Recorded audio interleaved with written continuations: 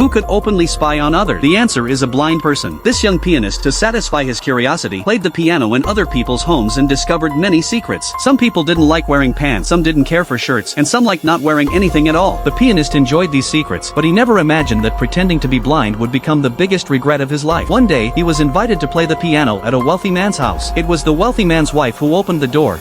Yes.